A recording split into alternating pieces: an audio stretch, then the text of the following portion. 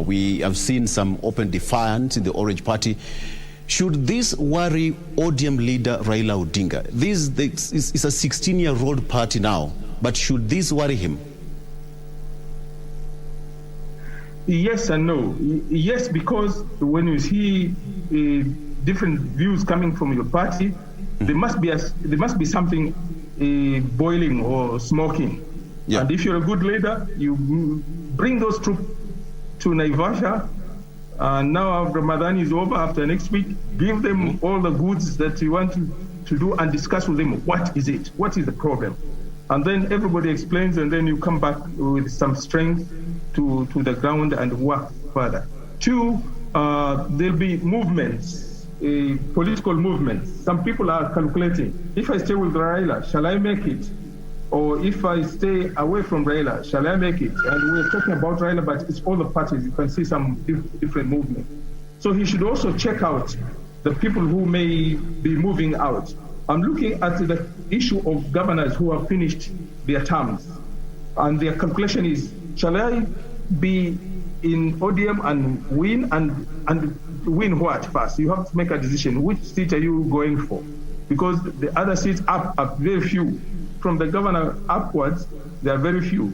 And therefore, it is crucial for some of these members of our country to expand the space up. Otherwise, they will either go home or go back to lower seats according to them. You remember, if you are governor of this county, and then you decide to go to fight for member of parliament because you cannot run again as a governor, it's a difficult situation for some leaders, but it is possible.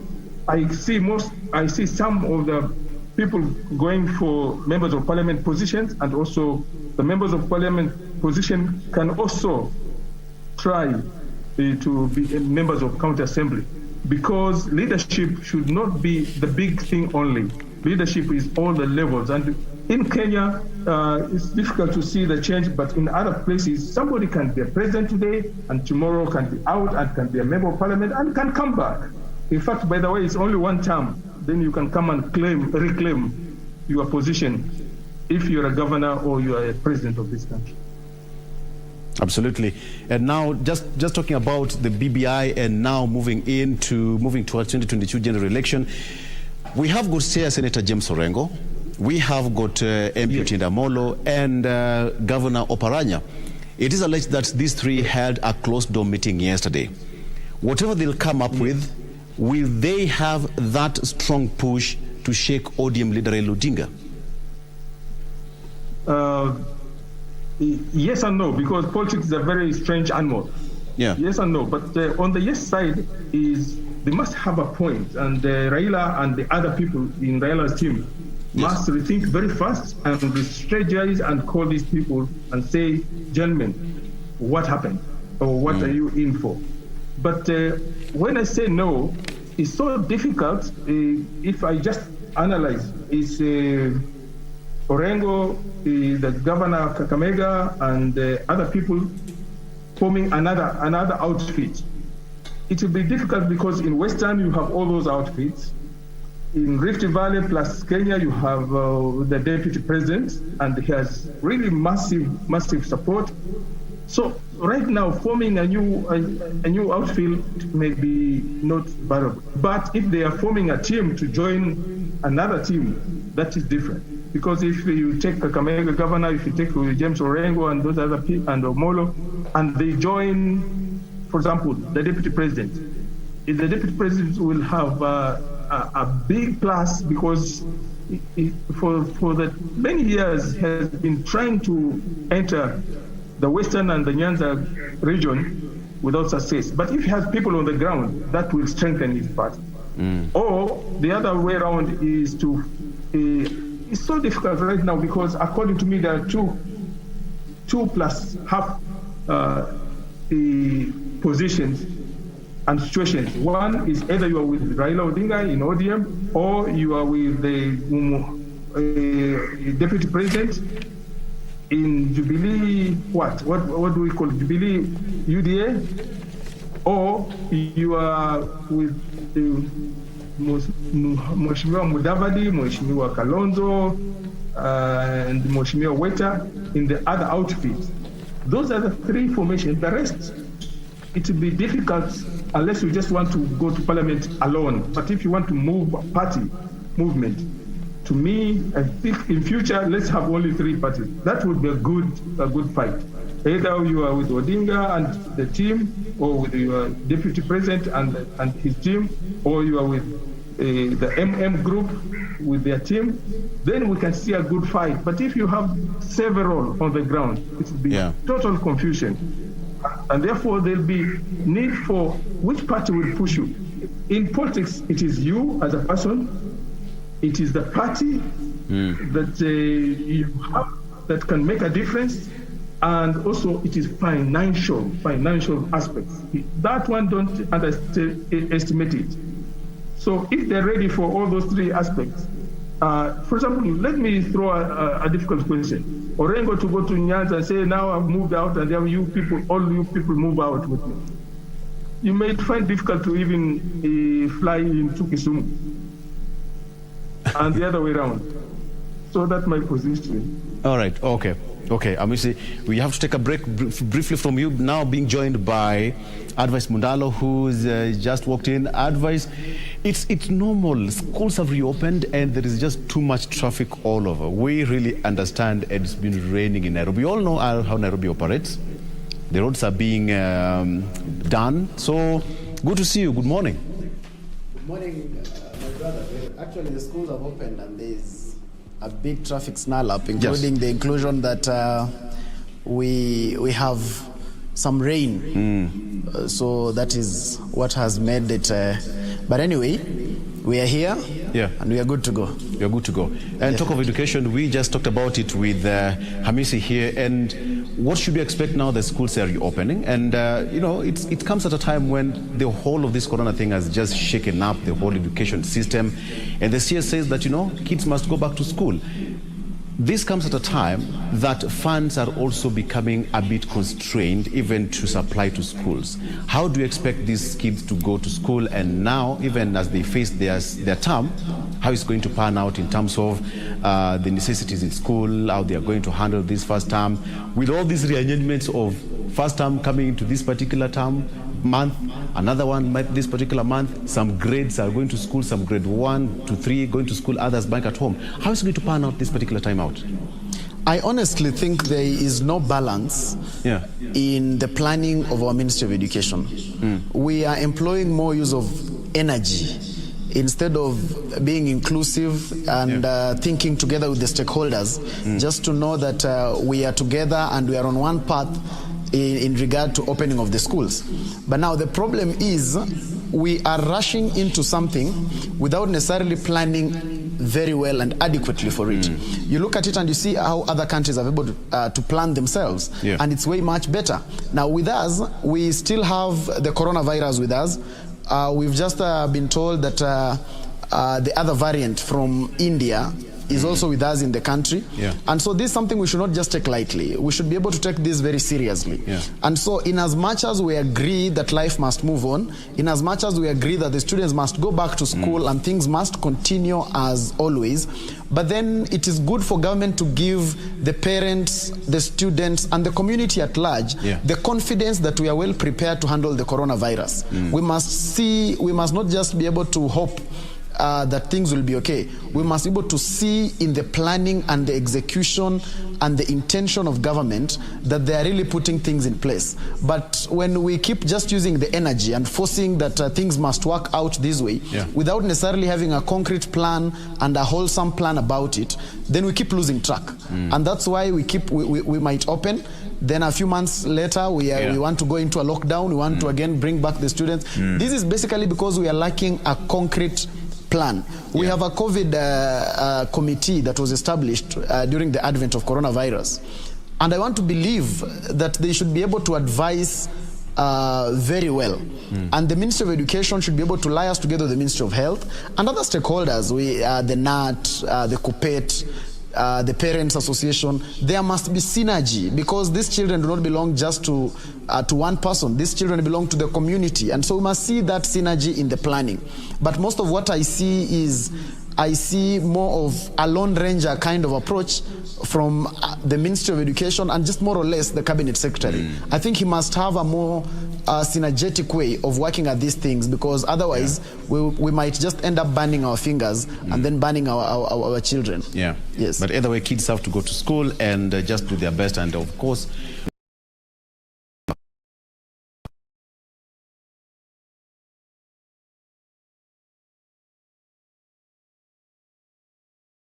or die right now. Yes, Mudalo. Is it a do or die for Raila Odinga yes. in matters BBI? For now, I would say the BBI is being a project of President Uhuru Kenyatta and Prime Minister Raila Odinga. It is of essence and of importance to them that they see it to the absolute end. In the last 2 years, the only project that has been able to keep the name Raila Odinga afloat is the BBI. Is the BBI and project. The handshake. And the handshake. And therefore, the conclusion of it, seeing it to its ultimate end, will be a win for Raila Odinga. Whichever way we look at it in terms of saying the BBI must bring everyone together and saying everyone is part of it, at the end of the day, we know the reality of our politics, that this has been driven by two people, and that is the President and Raila Odinga. Yeah. And the biggest gainer in this is Raila Odinga more than the President, because the President is not running for office. So I think the BBI process is a very important process to Raila Odinga, in such a manner that even if he would wish to opt out now, he must really have a very concrete plan and a very concrete strategy. Otherwise, the BBI for now is Raila's game plan, and he must be able to see it to its absolute end. So it doesn't matter whether we have the ripples that keep coming up. We have seen what has happened in Parliament. About the jitters within ODM. These jitters are expected, and I don't expect them to be blown out of proportion as such, because again, we must allow parliamentarians to have an independent mind and to think on their own. And for us to have this process, we must be able to accommodate every view from whichever side. But be that as it may, this is Raila Odinga's child, and Raila Odinga must see this to its birth. Yes. Definitely. And Hamisi, how are we likely to see, after the whole of this, as Mundala have put it, that this is Raila's baby? How are we likely to see it panning out towards 2022? Is it going to be that energized Raila Odinga? Is it going to be his campaign platform?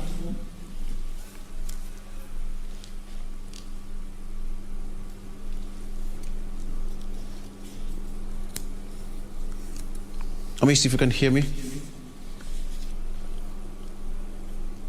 Okay, all right. It seems we have got connection issues. Let me just ask you. Okay.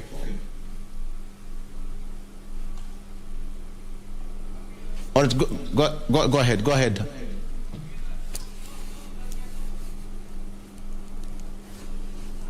For Raila, because this process has taken too long. In any political process that takes more than 1 year, sometimes you lose, in football, you lose pressure. But he has kept in, and his team has kept, and also the support from the president has really assisted. One time we thought he was alone, but when the two principals decided to appeal to the members of parliament and the members of the Senate, members of National Assembly and the Senate, please pass this bill. Then we realize actually the energies are coming from two sides, and I think that proper president has really helped them. But if it was Raila and the team led by the deputy president and other people, it would have been a bit harder to struggle to move on. I was so shocked when I saw some of the people who were saying no, and they stand on a mic and say, because of my position and because of my people, I vote yes. It is not only because of those two positions. There must be other considerations. So those are the winds and the currents that are moving on to push either this way or that way. So I see a strengthened, if we pass BBI, I see a strengthened Raila team, and also I see rejuvenated president. because the last 1 year or so, 6 months can make a difference if you have all the support and the strength. So I think this is both a plus for, if we do it correctly, plus for Raila and also a plus for the president, because for the last 1 year, his visions, his activities have been affected by this consideration, by COVID, by these other external positions, so that his legacy may be questioned. But you can revise your legacy in 6 months. You can change the world. Absolutely. And advice, just ask Hamisi a question here, and let me ask you, what do you make of the storm in the Orange Party? We have got Orengo here on the other hand, we have got Otiende Amollo, and now we have got Kakamega Governor Wycliffe Oparanya, who are said to have had a closed-door meeting yesterday. What do you make of that? Is there a crack in the orange?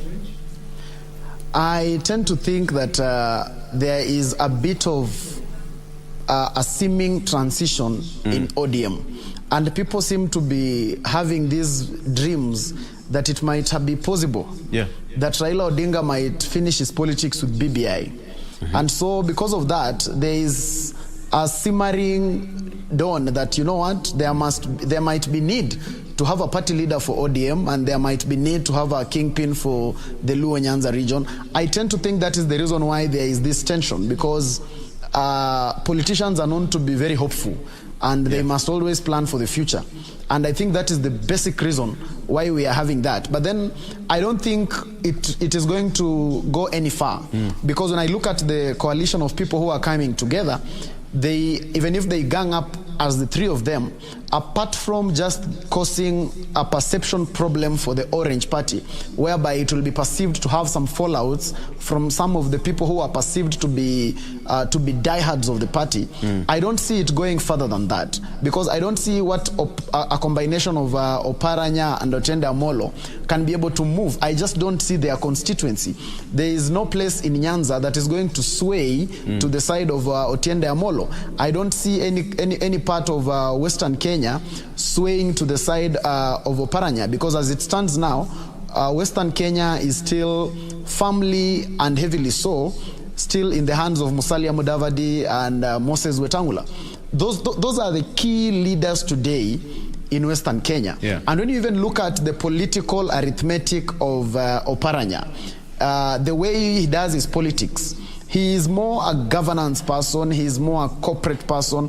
He approaches his politics from a certain angle, which cannot really endeavor him as a kingpin. So I doubt there will be much of any sway in ODM, even if the three were able to gang up together and move and chart their own path. The only thing they will cause is a little perception, which can always be corrected by a good communication team from the party. All right. Okay, let's move on. We also what happened last week in Parliament. Was it a shocker to you? We talked about it. We talked about it here several times, and I don't know whether you are a prophet. You talked about BBI is going to do this, and that. Was this a shocker to you? Advice? No, I've kept saying here that the BBI will go through. I said it will go through in the county assemblies, and that is exactly what happened. And I said it here again, that the parliament might have ripples, people will talk about this and that, because again, parliamentarians also must have selfish interests, because in as much as you know how you are going to vote, it's important to put your mind out there just for history's sake. But when we come to political processes, the independence of the mind is not guaranteed. And that is the reality of political processes. BBI is a political process. And that is why I assured you that when we go to the parliament, it will be the reality of the politics that will play, not necessarily the content in the BBI. And I've always insisted that the numbers that are perceived to be the deputy president's numbers, every time they have a meeting, you hear 149, 168.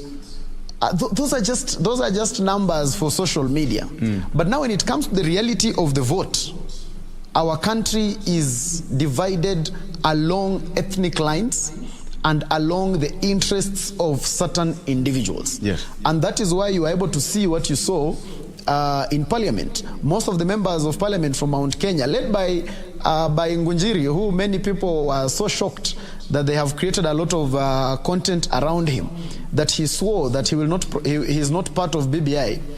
but he was one of the loudest people when he said he votes yes. Yes. And you see, when you're a politician, you always have a very good excuse. You'll always come out and say you have listened to your people, and now you have done what your people say. The question is, when you said you will vote no, who had you listened to?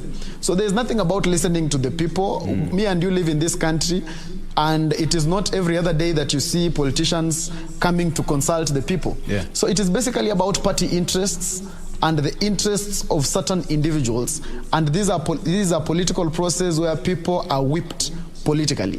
The same thing is going to happen in the Senate. There will be a lot of rhetoric, people will talk, there will be a lot of good points will be given. I know, like my good senator Wetangula is a very fluent speaker while on the floor of the Senate, and such good points will be made. The Senate has very brilliant brains, so we expect a lot of brilliance in the debate.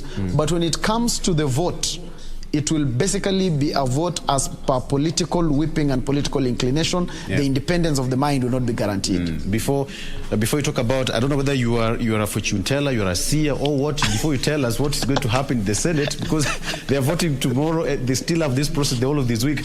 Let me bring in Amisi here, and Amisi, let me just ask you, we all saw what happened in Parliament last week.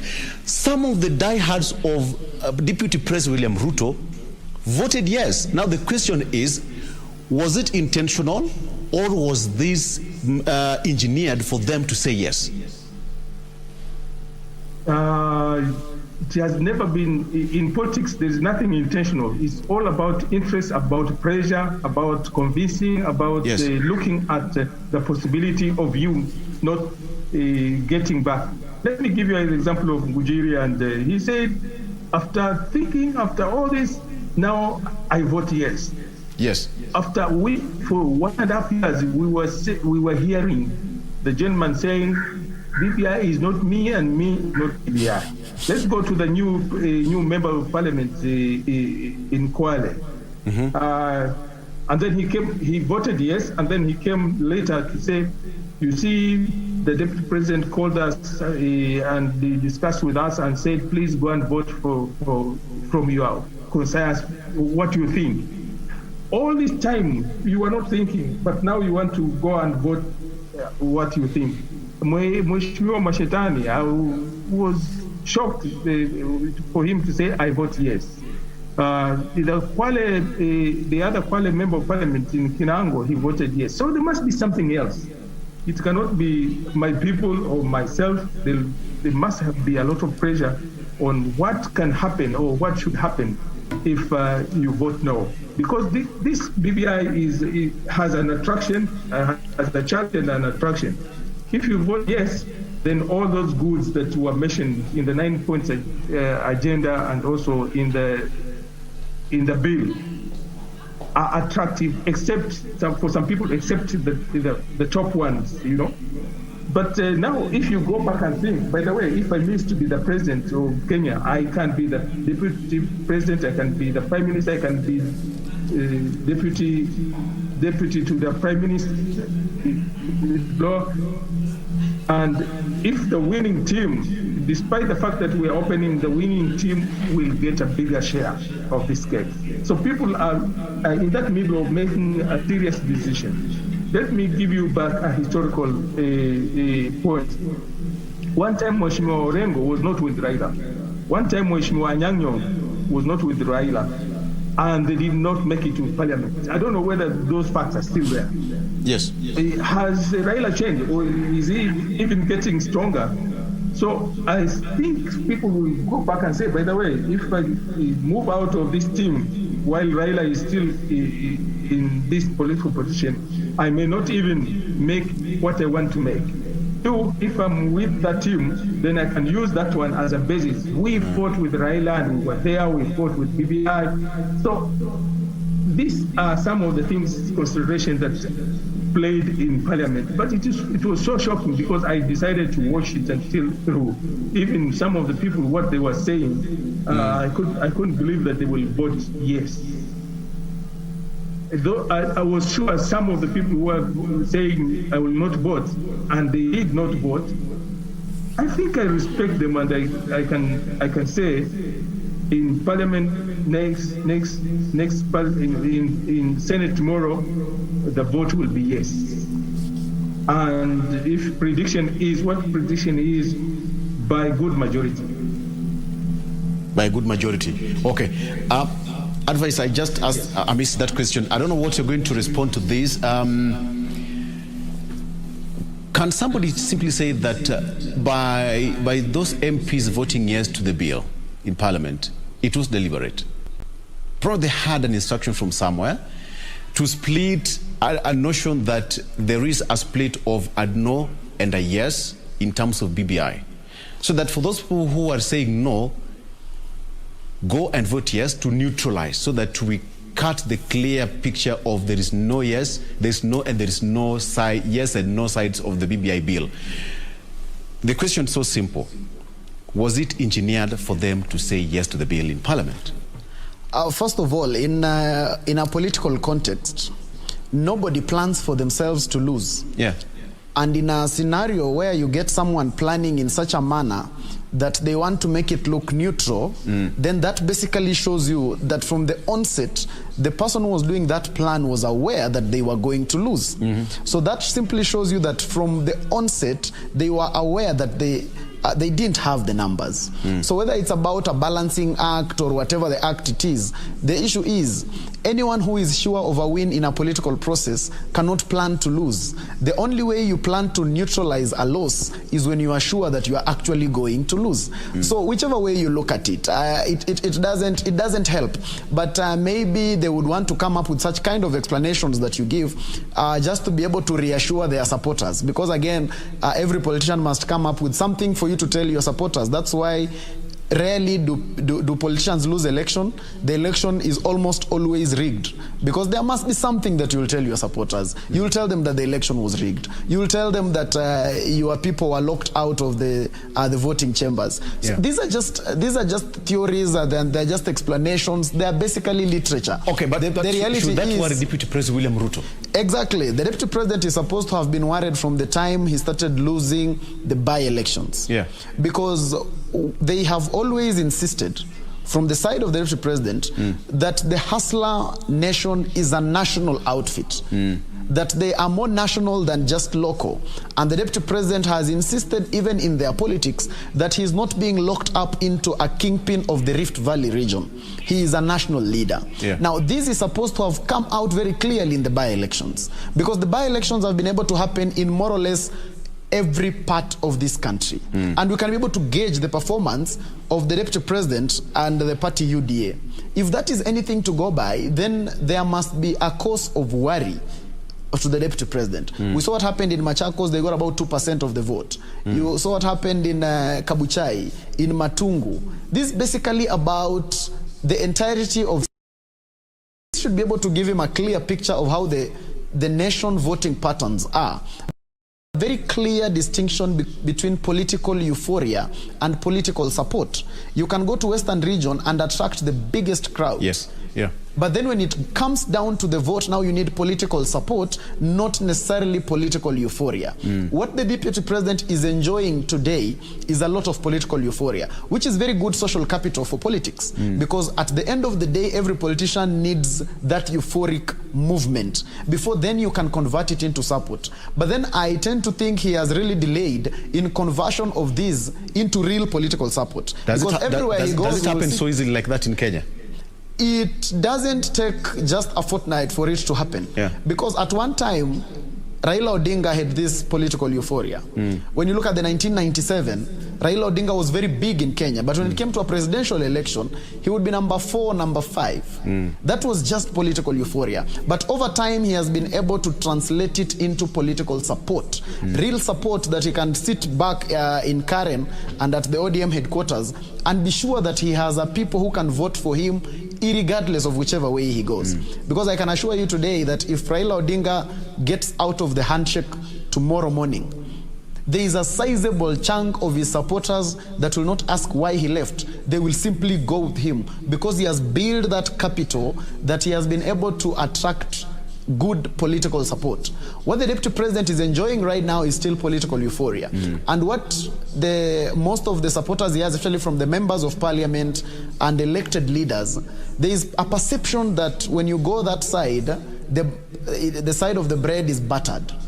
He must be able to really be careful to know whether it is him that these members of parliament are supporting or the side of his bread that is buttered that they are following. Because once the butter is over, there will be a massive exit from that coalition or from that tent.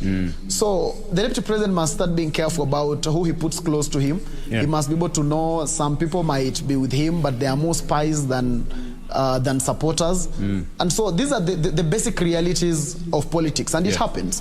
But then he has to be aware that he has one advantage where he has a good political, he has a euphoric movement. If the deputy president goes to Kisii tomorrow, he will attract huge crowds. If he goes to Coast, he will attract good crowds.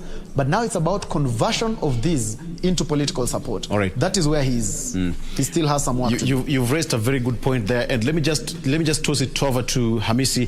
Hamisi, the question of deputy president having numbers. Advice says that, you know, at some point there is this social media numbers that I met 160-something members of parliament, I met 120-something members of parliament, but when they went to parliament last week, the voting pattern spoke for itself. So therefore the question is, how is deputy president now likely to be more cautious of these MPs who say that, you know, we were with the deputy president in Karen and this is 1, 2, 3 things that we discussed? Should this worry Deputy President William Ruto moving forward?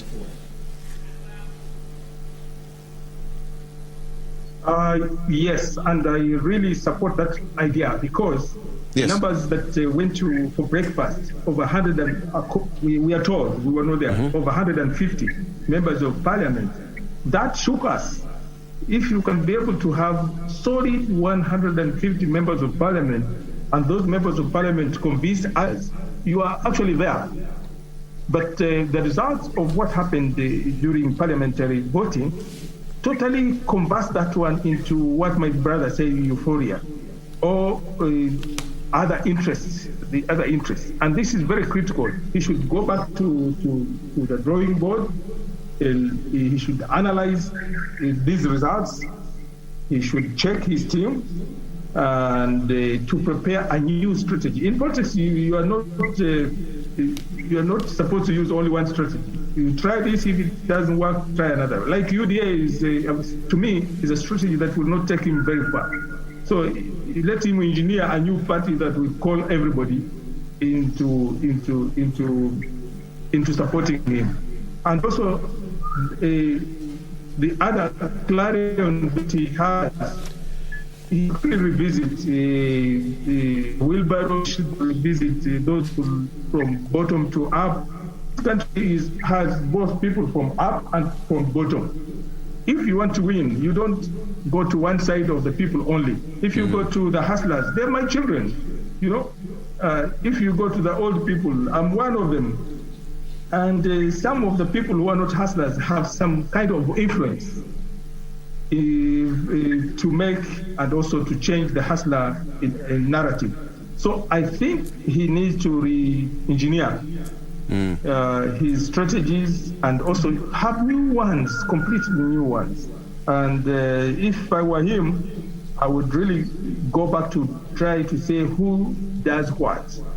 And does he know, does he have a network that is solid, like, when before the last statement, when Oreng speaks, he speaks for Raila Amolo Odinga. We can see there are some people who are, when they speak for Ruto. But my question is, and this is a difficult, where is Murkomen? Is he sick? Is he somewhere? Because when he spoke, I knew he was speaking for the deputy president. So you need to analyze those. Why are some people quiet and some people are changing sides? And also this euphoria, what my brother is saying. Just before you continue with that, Hamisi, let's just take a very short break. Let's just take a short break and we come back and I'll toss it back to you so that you can continue with that debate even as we talk about the issue and how we expect how things to pan out in the Senate this particular week as far as BBI is concerned. So can you take a very short break? We'll be right back with more with this. So stick around.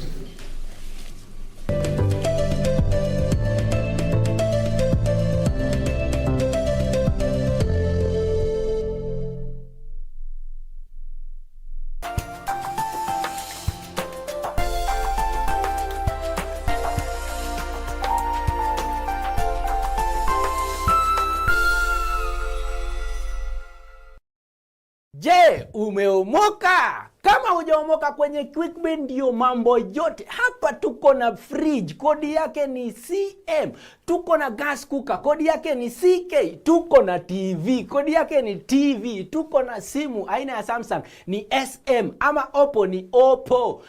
My friend, mahali popote unanitizama, eka hizo kodi zake kisha utume kwa 4032353. 4032353, alafu utakuwa unaomoka na hizi bidhaa. Kumbuka, kwenye QuickBay ni bidhaa bora zaidi kwa bei ya chini kwa chini. Every Monday evening we take you back where the action happens.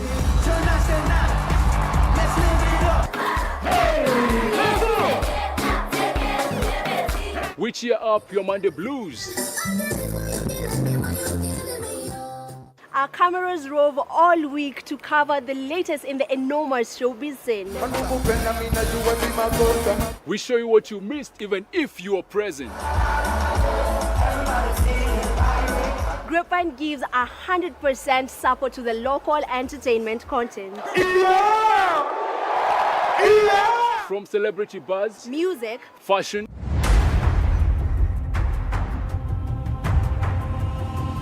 and all manner of entertainment and youth talent. watch Grapevine every Monday at 10 p.m. Remember what they say, if you did not see it on Grapevine, then it most probably it never happened. Methali 6:20. Mwanangu, shika maagizo ya baba yako, wala usisahau mafundisho ya mama yako. Yaweke daima moyoni mwako, yafunge shingoni mwako, yatakuongoza njiani mwako, yatakulinda wakati ulalapo, yatakushauri uwapo macho mchana. Maana amri hiyo ni taa na sheria hiyo ni mwanga. Aha! Ili kupata skizetune ya Methali 6:20, bonyeza *811 *817#. Bonyeza *811 *817#.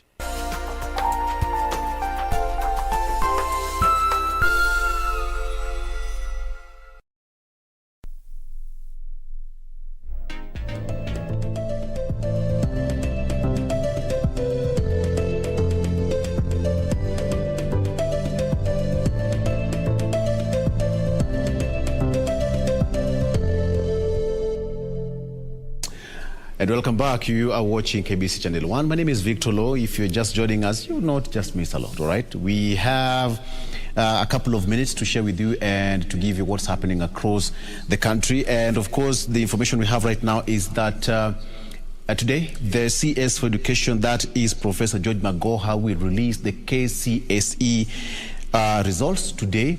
That is any time from 11 thereabout or even noon. He will be releasing the KCSE results today. So students and parents, be on standby, and of course we'll be giving you more details, and of course we will give you that live broadcast from wherever that will be taking place from. So students who sat for their KCSE examination, yeah, it's never that serious. It's never that serious, all right?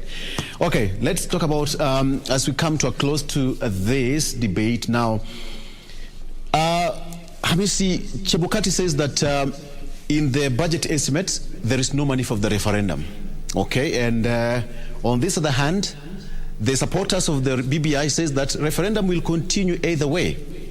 So where are we?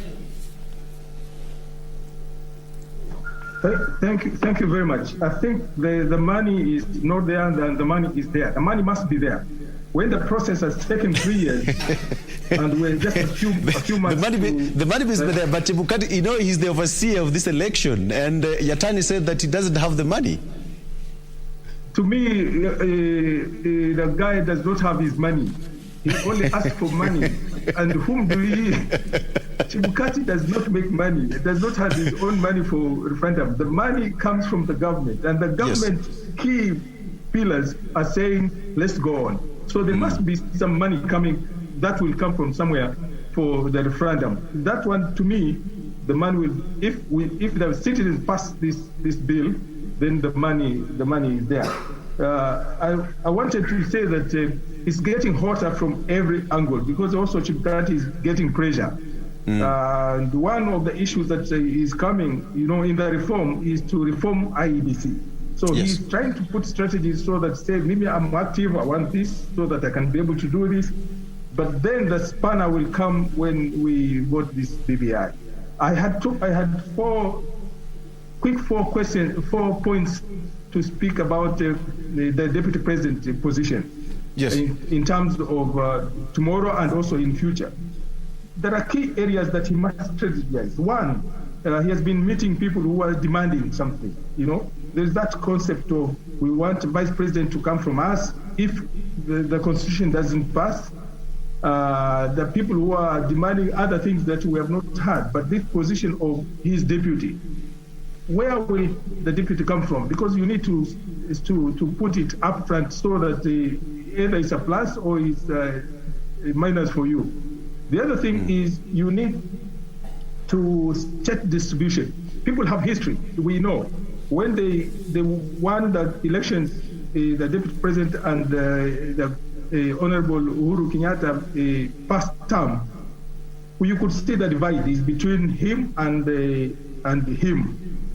If you are not among them, you are not getting anything. If you look at Rift Valley during the first term of their win, it was wholly there, and also President Uhuru was lucky he picked some people from outside, but it was a cake of two people. To change that perception, because some of us saw and we are still seeing, how will you change this other one? Because now, if you want to be countrywide, we want to see the distribution of the resources, the distribution of the positions, distribution of whatever is national. So that is an angle. Two, support. Political support from the president, the current president, is so crucial. If you miss that one, and that is, before this, I was sure Mheshimiwa Ruto was getting it because he had his own support and he had support from the president. But the moment we saw them moving away from each other, I said there is a challenge. The last one is the government support. Apart from political support from the president, the government support is so crucial in making. So his strategies must address some of these issues that we are focusing right now. How will his system look national? Because it has never been. Even now, the key players of the deputy president are from Rift Valley. Look at the results of the parliamentary decision the day before yesterday. So he must change that one. Is he getting support from everybody? People are worried. Will you fit the ministers, the PSs, all from Rift Valley, and then we give you our votes? No. How can we change our minds? Not only the people who are going to get bread and butter as hustlers, we are saying the distribution of resources in Kenya and in any other country in political distribution is so crucial, and people must see it that it will be like that. Let it be, we shall get distribution. I think those are very key issues that Mheshimiwa William Ruto must strategize again. And to do that, let's see the face of Kenya in his campaign. Let's see the position that he is holding. But if we see 10 people from Rift Valley, they're saying Ruto, Ruto, Ruto, Ruto, and then you hear none from other regions, until now, there's a challenge. Okay. As we come to a close to this one, let me just ask you this question now that we have got very few minutes to close this debate. What should we expect in the Senate this week? We also what happened in Parliament. Are we likely to see a repeat of what happened in Parliament to this week in the Senate? Briefly. Yes, my prediction is yes, because of also the pressure. The pressure from members of Parliament, pressure from everybody else. Why should the Parliament, National Assembly pass and you, Senator, not see that reason? So from that point of view, there is a push for the passage of the bill. And yes, also from the parties now, every party must be whipping its members right now to be able to get through. You look at the support from the other leaders, Mudavadi, Brother Moi, Brother Weta, and they're all supporting yes in their parties. And so that alone is a pressure. How many other people who are not belonging to those parties, close to those parties, will William get tomorrow? So because of that analysis, I see a vote of yes, and immediately after that, I see opening, since now the pandemic, this disease has gone down, we shall see meetings, and those meetings will now define a referendum. All right. Thank you. Hamis.